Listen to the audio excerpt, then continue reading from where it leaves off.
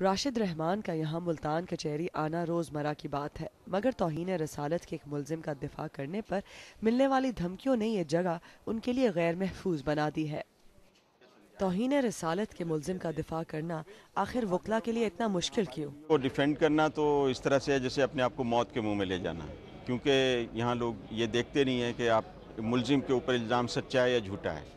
تو ایک ایسی سوسائٹی کے اندر جہاں بہت زیادہ ہجان ہے، بہت زیادہ عدم برداشت ہے، جہاں لوگ ایک دوسرے کو 50 روپے پہ بھی قتل کر دیتے ہیں، وہاں ایک اتنے بڑے الزام پر تو لوگ اس کو بھی مارنا چاہتے ہیں، اور اس کی اگر کوئی تحفظ کے لیے آگے بڑھے تو اس کو بھی مارنا چاہتے ہیں۔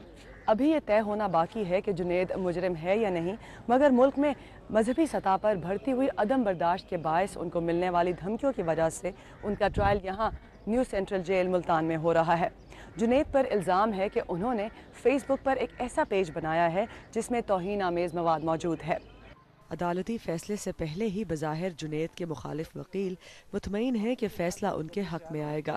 تو آپ کیا چاہتے ہیں کہ جنید حفیظ کو سزائے موت ہو؟ میں نہیں چاہتا، ہر مسلمان یہ چاہتا ہے۔ اگر آپ مسلمان ہیں تو آپ بھی یہی چاہیں گے۔ شاید اسی سوچ کی وجہ سے راجن پور سے تعلق رکھنے والے جنید کے گھر والوں کو اپنے لیے وکیل ڈھونڈنے میں 4 ماہ لگے۔ جنید بہاؤالدین زکریا یونیورسٹی میں ایم فل کے طالب علم ہونے کے ساتھ ساتھ لیکچرر بھی تھے۔ وہ فل برائٹ اسکالرشپ پر امریکہ سے گریجویشن کر کے آئے تھے۔ وہ 5ویں جماعت سے ہر کلاس میں پہلی پوزیشن لیتے آئے ہیں۔ جنید کے والد کا موقف ہے کہ یونیورسٹی میں ان کی ترقی ہونے جا رہی تھی، جس کی وجہ سے مخالفین نے جنید پر توہین رسالت کا الزام لگایا، جس کے بعد سے ان کی زندگی مشکل ہو گئی۔ میں 4 مہینے تک پھرتا رہا ہوں عدالتوں میں، مختلف وکلا سے ملا ہوں، اپروچ بھی کرائی ہے دوستوں کی، سینئرز کو مل کے بھی، لیکن کسی نے بھی حامی نہیں بھری۔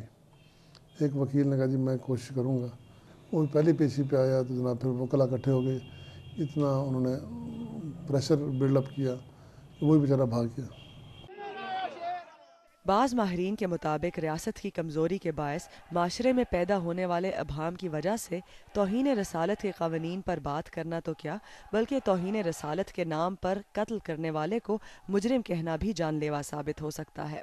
Iram Abbasi, BBC news, Multan.